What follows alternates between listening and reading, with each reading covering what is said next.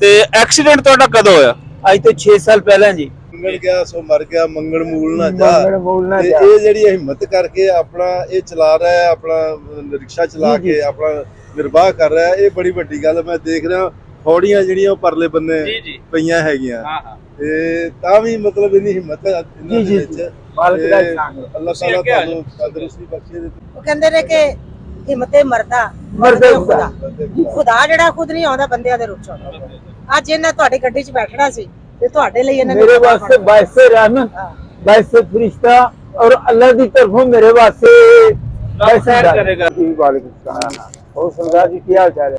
कहीं अल्लाह का सुना हाँ जी, बहुत सारिया स्टोरीज साडे सामने आंदियां ते ओदे च कुछ ऐसी मोटिवेशनल स्टोरीज होंदियां। एक तो पाकिस्तान दे अंदर मोटिवेशनल स्पीकर्स ने इत्थों दा बेड़ा गर्क कीता है, कोई ऐसी स्टोरीज नूं भी मोटिवेशनल स्टोरीज बना लेंदे ने जिहड़ी हिम्मत नूं घटांदी है, ਜਿਹੜੀ ਇਨਸਾਨ ਨੂੰ ਪਿੱਛੇ ਲੈ ਕੇ ਜਾਂਦੀ ਉਹਨੂੰ ਅੱਗੇ ਨਹੀਂ ਵਧਾਉਂਦੀ। ਆਮ ਲੋਕ, ਆਮ ਜਨਤਾ, ਉਹਨਾਂ ਦੇ ਵਿੱਚੋਂ ਅਸੀਂ ਸਟੋਰੀਜ਼ ਲੱਭੀਏ ਤੇ ਉਹ ਕਿੰਜਦੀਆਂ ਹਨ। ਅੱਜ ਮੈਂ ਬੈਠਾ ਵਾਂ ਰਿਕਸ਼ੇ ਤੇ ਬਾਈ ਚਾਂਸ, ਮੁੱਦੇ ਤੋਂ ਕਿਸੇ ਰਿਕਸ਼ੇ ਤੇ ਸਫ਼ਰ ਨਹੀਂ ਕੀਤਾ ਤੇ ਅੱਜ ਮੈਂ ਕੀਤਾ ਵਾ। ਤੇ ਮੈਂ ਜਿਸ ਰਿਕਸ਼ੇ ਤੇ ਬੈਠਾ ਇਹਨਾਂ ਦਾ ਮੈਨੂੰ ਪਤਾ ਚੱਲਾ ਕਿ ਇਹ ਦੂਸਰੇ ਇਨਸਾਨਾਂ ਤਰ੍ਹਾਂ ਤੰਦਰੁਸਤ ਨਹੀਂ ਹਨ। ਸੋ ਮੈਂ ਉਹਨਾਂ ਤੋਂ ਪੁੱਛਿਆ ਤੇ ਕਹਿੰਦੇ ਨੇ ਕਿ ਮੇਰਾ ਐਕਸੀਡੈਂਟ ਹੋਇਆ ਸੀ ਤੇ ਮੈਂ ਮਾਜ਼ੂਰ ਹਾਂ, ਮੇਰੇ ਚੂਕਣਾ ਜਿਹੜਾ ਹੈ ਉਹ ਨਹੀਂ ਠੀਕ ਵਰਕ ਕਰਦਾ।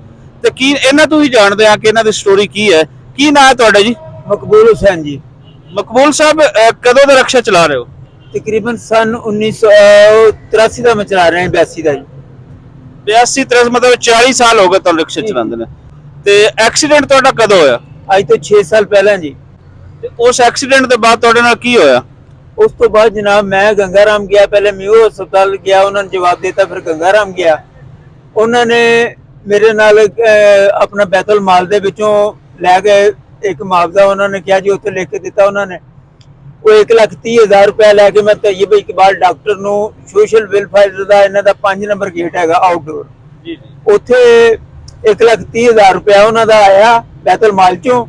ਉਹ ਤയ്यब ਇਕਬਾਲ ਲੈ ਕੇ ਤੇ ਉਹ ਖਾ ਕੇ ਉੱਥੋਂ ਫਰਾਰ ਹੋ ਗਿਆ ਜੀ।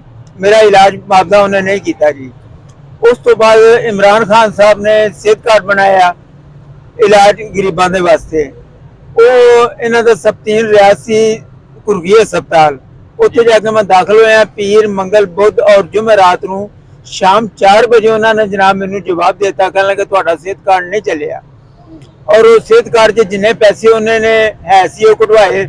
ਉਸ ਤੋਂ ਬਾਅਦ ਇੱਕ ਮੇਰਾ ਆਪਣਾ ਭਾਰਤ ਨੰਬਰ ਦੇ ਉੱਤੇ ਮੇਰਾ ਆਪਣਾ ਉਹਨਾਂ ਨੇ ਬਣਾਇਆ ਸੀ ਕੋਈ ਅਕਾਊਂਟ ਵਗੈਰਾ, ਉਹ 'ਚ ਵੀ ਉਹ ਪੈਸੇ ਲੈ ਕੇ ਖਾ ਗਿਆ। ਉਸ ਤੋਂ ਬਾਅਦ ਹਸਪਤਾਲ ਵਾਲੇ ਜੀ ਜੀ ਤੇ ਤੁਸੀਂ ਫਿਰ ਕਿਵੇਂ ਆਪਣਾ ਇਲਾਜ ਕਰਾਇਆ? ਮੈਂ ਇਲਾਜ ਨਹੀਂ ਜੀ ਕਰਾਇਆ, ਉਸੇ ਤਰ੍ਹਾਂ ਐਸੇ ਤਰ੍ਹਾਂ ਟੁਰਿਆ ਫਿਰਨਾ ਜੀ। ਹਾਏ ਹਾਏ ਹਾਏ ਹਾਏ, ਇਲਾਜ ਨਹੀਂ ਫਿਰ ਕਰਾ ਸਕੇ? ਜੀ ਨਹੀਂ, ਇਲਾਜ ਨਹੀਂ ਜੀ ਕਰਵਾ ਸਕਿਆ ਜੀ। ਇਹ ਹੈ ਅਸਲ ਕਹਾਣੀਆਂ, ਤੁਸੀਂ ਇਹਨੂੰ ਫਿਰ ਹੁਣ ਕਹਿ ਲਓ ਮੋਟੀਵੇਸ਼ਨਲ ਸਟੋਰੀਜ਼, ਕਿ ਇੱਕ ਬੰਦੇ ਦਾ ਇਲਾਜ ਹੋ ਹੀ ਨਹੀਂ ਪਾਇਆ ਤੇ ਉਹਦਾ 6 ਸਾਲ ਪਹਿਲੇ ਐਕਸੀਡੈਂਟ ਹੋਇਆ ਸੀ ਤੇ ਉਹ ਇੰਜ ਹੀ ਫਿਰ ਰਹੀ ਹੈ। ਤੇ ਫਿਰ ਇਹ ਰਿਕਸ਼ਾ ਕਿਉਂ ਚਲਾਉਂਦੇ ਹੋ? ਹਾਂਜੀ, ਰਿਕਸ਼ਾ ਕਿਉਂ ਚਲਾਉਂਦੇ ਹੋ? ਘਰ ਬਹਿ ਜਾਓ ਆਰਾਮ ਨਾਲ। ਨਹੀਂ ਸਰ, ਉਹ ਘਰ ਦੀ 10,000 ਰੁਪਏ ਮਕਾਨ ਦਾ ਕਿਰਾਇਆ ਤੇ ਮਾਸ਼ਾਅੱਲਾ 4 ਬੱਚੇ ਨੇ, 5, ਤੇ ਉਹਨਾਂ ਦਾ ਖਰਚਾ ਅਸੀਂ ਮੀਆਂ ਬੀਬੀ ਉਹ ਫਿਰ ਹੈ ਤੇ ਤੂੰ ਸਾਰਾ ਗੁਜ਼ਾਰਾ ਕਰਨਾ। ਤੁਸੀਂ ਇਸ ਤਰ੍ਹਾਂ ਕਰੋ, ਮੈਨੂੰ ਇੱਕ ਤੇ ਆਪਣਾ ਨੰਬਰ ਮੈਂ ਤੁਹਾਡਾ ਲੈ ਲੈਣਾ ਵੀਡੀਓ ਤੋਂ ਬਾਅਦ, ਤੇ ਦੂਸਰਾ ਇੱਥੇ ਕੁਝ ਅਸੀਂ ਦੋਸਤ ਖੜੇ ਆ ਤੁਹਾਡੀ, ਅਸੀਂ ਥੋੜੀ ਜਿਹੀ ਸਪੋਰਟ ਕਰਦੇ ਆ। ਉਸ ਸਪੋਰਟ ਨਾਲ ਤੁਸੀਂ ਆਪਣੇ ਰਿਕਸ਼ੇ ਦੀ ਹਾਲਤ ਬਿਹਤਰ ਕਰਨੀ ਹੈ, ਠੀਕ ਹੈ? ਫਿਰ ਮੈਂ ਕਿਸੇ ਦੋਸਤ ਨੂੰ ਇਹ ਵੀ ਕਹਿਣਾ ਕਿ ਹੋਰ ਅਸੀਂ ਜਿੰਨਾ ਤੁਹਾਡੇ ਲਈ ਕਰ ਸਕੇ, ਕਿਉਂਕਿ ਸਾਨੂੰ ਤੁਹਾਡੇ 'ਚ ਇੱਕ ਅੱਛੀ ਚੀਜ਼ ਇਹ ਲੱਗੀ ਹੈ ਕਿ ਤੁਸੀਂ ਮਾਜ਼ੂਰ ਹੋਏ ਹੋ, ਉਹਦੇ ਬਾਵਜੂਦ ਤੁਸੀਂ ਹਿੰਮਤ ਨਹੀਂ ਆ ਰਹੀ, ਆਪਣਾ ਹਲਾਲ ਦਾ ਤੁਸੀਂ ਰਿਜ਼ਕ ਕਰ ਰਹੇ ਹੋ। ਇਹਦੇ ਸਾਡੇ ਜਿਹੜੇ ਸਿੱਖ ਮਜ਼ਹਬ ਦੇ ਲੋਕ ਹਨ ਇਹਨੂੰ ਕਰਦੇ ਨੇ, ਬਾਬਾ ਗੁਰੂ ਨਾਨਕ ਨੇ ਦੱਸਿਆ ਸੀ ਵੀ ਕਿਰਤ ਕਰੋ, ਵੀ ਹਲਾਲ ਰਿਜ਼ਕ ਲਾਜ਼ਮੀ ਕਰਾਓ ਤੇ ਮੰਗਣਾ ਨਹੀਂ, ਹਲਾਲ ਕਮਾਣਾ ਹੈ। ਆਪਣੇ ਇਸਲਾਮ ਦੇ ਵਿੱਚ ਵੀ ਇਹੀ ਹੈ ਵੀ ਆਪਣਾ ਕਰ ਤੇ ਖਾਣਾ ਹੈ ਤੇ ਹਿੰਮਤ ਨਹੀਂ ਹਾਰਨੀ, ਠੀਕ ਹੈ? ਤੇ ਬਾਕੀ ਇਹ ਹੈ ਕਿ ਤੁਹਾਡੀ ਅਸੀਂ ਥੋੜੀ ਬਹੁਤ ਸਪੋਰਟ ਕਰਦੇ ਹਾਂ, ਠੀਕ ਹੈ? ਮੰਗਣ ਗਿਆ ਸੋ ਮਰ ਗਿਆ, ਮੰਗਣ ਮੂਲ ਨਾ ਜਾ। ਤੇ ਇਹ ਜਿਹੜੀ ਹਿੰਮਤ ਕਰਕੇ ਆਪਣਾ ਇਹ ਚਲਾ ਰਿਹਾ ਹੈ, ਆਪਣਾ ਰਿਕਸ਼ਾ ਚਲਾ ਕੇ ਆਪਣਾ ਨਿਰਵਾਹ ਕਰ ਰਿਹਾ ਹੈ, ਇਹ ਬੜੀ ਵੱਡੀ ਗੱਲ ਮੈਂ ਦੇਖ ਰਿਹਾ। ਫੌੜੀਆਂ ਜਿਹੜੀਆਂ ਉਹ ਪਰਲੇ ਬੰਨੇ ਪਈਆਂ ਹੈਗੀਆਂ, ਤੇ ਤਾਂ ਵੀ ਮਤਲਬ ਇੰਨੀ ਹਿੰਮਤ ਹੈ ਇਹਨਾਂ ਦੇ ਵਿੱਚ। ਮਾਲਕ ਦਾ ਇਹਸਾਨ ਹੈ। ਅੱਲਾਹ ਤਾਲਾ ਤੁਹਾਨੂੰ ਤੰਦਰੁਸਤੀ ਬਖਸ਼ੇ ਤੇ ਤੁਸੀਂ ਤੁਹਾਨੂੰ ਕਿਵੇਂ ਅੰਦਰ ਲੱਗਿਆ ਇਸ ਤਰ੍ਹਾਂ ਦੀਆਂ ਸਟੋਰੀਜ਼? ਦੁੱਖ ਹੁੰਦਾ ਹੈ ਕਿ ਕੀ ਹੈ ਪਾਕਿਸਤਾਨ ਦੇ? ਮੈਨੂੰ ਦੁੱਖ ਨਾਲੋਂ ਜ਼ਿਆਦਾ ਰੰਜ ਆਉਂਦਾ ਹੈ। ਹਾਂ, ਰੰਜ ਆਉਂਦਾ ਹੈ ਸਾਡੀਆਂ ਉਹਨਾਂ ਸਰਕਾਰਾਂ ਤੇ। ਇਹ ਕਹਿ ਰਹੇ ਨੇ ਮੇਰਾ ਹੈਲਥ ਕਾਰਡ ਬਣਿਆ, ਮੇਰਾ ਹੈਲਥ ਕਾਰਡ ਨਹੀਂ ਚੱਲਿਆ। ਮੈਂ ਹਸਪਤਾਲ ਵਿੱਚ 4 ਦਿਨ ਰਿਹਾ, ਮੈਂ ਹਸਪਤਾਲ ਤੋਂ ਮੈਨੂੰ ਜਵਾਬ ਮਿਲ ਗਿਆ। ਅਸੀਂ ਵੱਡੇ ਵੱਡੇ ਹਸਪਤਾਲ ਵੇਖ ਕੇ ਆਏ ਆ, ਜੀ ਉੱਥੇ ਕਿਹਨਾਂ ਦਾ ਇਲਾਜ ਹੁੰਦਾ, ਇਹਨਾਂ ਲੋਕਾਂ ਦਾ ਕਿਹਨੇ ਕਰਨਾ। ਅਸੀਂ ਇਹ ਤੇ ਕਹਿ ਦਿੱਤਾ ਹੈ ਕਿਰਤ ਕਰ ਰਿਹਾ ਹੈ, ਕਿਰਤ ਕਰਕੇ ਕਹਿੰਦਾ ਬੜਾ ਸ਼ੁਕਰਗੁਜ਼ਾਰ ਹੈ ਕਿ ਮੈਂ ਹਲਾਲ ਦੀ ਰੋਟੀ ਖਾ ਰਿਹਾ, ਪਰ ਕੀ ਰੱਬ ਦਾ ਹੀ ਸ਼ੁਕਰ ਕਰਨਾ ਚਾਹੀਦਾ, ਇਹਨਾਂ ਸਰਕਾਰਾਂ ਦਾ ਸ਼ੁਕਰ ਨਹੀਂ ਹੋਣਾ ਚਾਹੀਦਾ। ਸਰਕਾਰਾਂ ਤਾਂ ਫਿਰ ਇੰਜ ਹੀ ਹੈ। ਸੋ ਸਭ ਤੋਂ ਵੱਡਾ ਮੈਨੂੰ ਤਾਂ ਦੁੱਖ ਹੋਇਆ ਕਿ ਇਹ ਬੰਦਾ ਵਿਚਾਰਾ ਇਲਾਜ ਤੋਂ ਵੀ ਵਿਰਵਾ ਰਹਿ ਗਿਆ ਹੈ। ਜੀ ਜੀ ਜਿਹਦਾ ਇਲਾਜ ਹੋ ਜਾਂਦਾ ਤੇ ਆਪਣੇ ਦੋ ਲੱਤਾਂ ਤੇ ਆਰਾਮ ਦੇਖੋ ਨਾਲ ਵਿਚਾਰੇ ਦੀ ਇਹਨਾਂ ਦੀ ਹਾਲਤ, ਅਸੀਂ ਇਹ ਨਹੀਂ ਕੋਈ ਤਰਸ ਨਹੀਂ ਪਾਣਾ ਚਾਹੁੰਦੇ ਕਿਸੇ ਵੀ ਇਨਸਾਨ ਦੇ ਨਾਲ, ਅਸੀਂ ਤਰਸ ਤੇ ਉਸ ਸੈਂਸ ਦੇ ਵਿੱਚ ਅਸੀਂ ਉਹ ਨਹੀਂ ਕਰਨਾ ਚਾਹੁੰਦੇ, ਲੇਕਿਨ ਜਦੋਂ ਕਿ ਇਨਸਾਨ ਇਸ ਹੱਦ ਤੱਕ ਤੁਸੀਂ ਕਹਿ ਲਓ ਕਿ ਉਹ ਨਹੀਂ ਮੰਗ ਕੇ ਖਾਣਾ ਚਾਹੁੰਦਾ, ਉਹ ਕਰਨਾ ਚਾਹੁੰਦਾ ਤੇ ਫਿਰ ਉਹਨੂੰ ਕਰਨ ਦੇ ਕਾਬਿਲ ਉਸ ਰਿਆਸਤ ਨੇ ਕਰਨਾ ਹੈ, ਉੱਥੋਂ ਦੇ ਲੋਕਾਂ ਦੀ ਜ਼ਿੰਮੇਵਾਰੀ ਹੈ।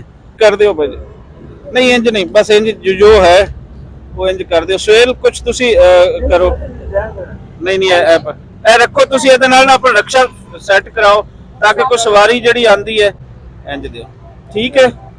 ਤੇ ਹਿੰਮਤ ਨਹੀਂ ਹਾਰਨੀ, ਨਹੀਂ ਤੁਹਾਡੇ ਇਲਾਜ ਦੀ ਕੋਸ਼ਿਸ਼ ਕਰਨੇ ਆ ਕਿ ਕਿਤੋਂ ਆਪਾਂ ਇਲਾਜ ਹੋਣ ਵੀ ਹੋ ਸਕੇ, ਤੁਸੀਂ ਦੌੜੋਗੇ ਤਾਂ ਆਪਾਂ ਲੱਭਦੇ ਹਾਂ, ਕੋਈ ਬੰਦਾ ਲੱਭਦੇ ਹਾਂ, ਠੀਕ ਹੈ।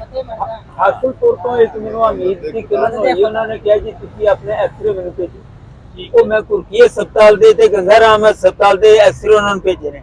ਉਹ ਕਹਿੰਦੇ ਤੁਸੀਂ ਇਲਾਜ ਤੁਹਾਡਾ ਹੋ ਸਕਦਾ, ਤੁਸੀਂ ਸਾਡੇ ਕੋਲ ਆ ਜਾਓ ਤੇ ਤਕਰੀਬਨ ਤੁਹਾਡਾ 20 ਤੋਂ 30,000 ਰੁਪਇਆ ਖਰਚਾ ਆਏਗਾ ਤੇ ਇਨਸ਼ਾਅੱਲਾ ਤੁਸੀਂ ਬਿਲਕੁਲ ਆਪਣਾ ਚੱਲਣ ਦੇ ਕਾਬਿਲ ਹੋ ਜਾਓ। ਹਾਸਲਪੁਰ ਕੇ ਅੰਦਰ ਹਾਸਲਪੁਰ ਚਲੋ ਆਪਾਂ ਉਹਦੇ ਕਰਦੇ ਹਾਂ, ਕੋਸ਼ਿਸ਼ ਕਰਦੇ ਹਾਂ। ਹਾਸਲਪੁਰ ਮੇਰੇ ਜਾਣਨ ਵਾਲੇ ਨੇ, ਅੱਛਾ ਉਹ ਜਿਨ੍ਹਾਂ ਤੋਂ ਆਖਦੇ ਨੇ ਆਪਾਂ ਉਹਨਾਂ ਤੋਂ ਪਤਾ ਕਰਾ ਲੈਣਾ, ਹਾਟੇ ਦੇ ਨਾ ਜਨਾਬ, ਮੈਂ ਸਾਰਾ ਪਤਾ ਕਰਵਾ ਦੇਣਾ। ਉਹਦੇ ਅੰਦਰਲੀ ਸਾਈਡ ਤੋਂ ਨਾ ਜਾ ਕੇ ਆਪਣਾ ਹਸਪਤਾਲ ਬਣਾਇਆ ਹੋਇਆ, ਠੀਕ ਹੈ ਔਰ ਉਹ ਆਪਣਾ ਇਲਾਜ ਕਰਦੇ ਨੇ ਸਾਡੇ ਜਿਹੇ ਗਰੀਬ ਲੋਕਾਂ ਦਾ।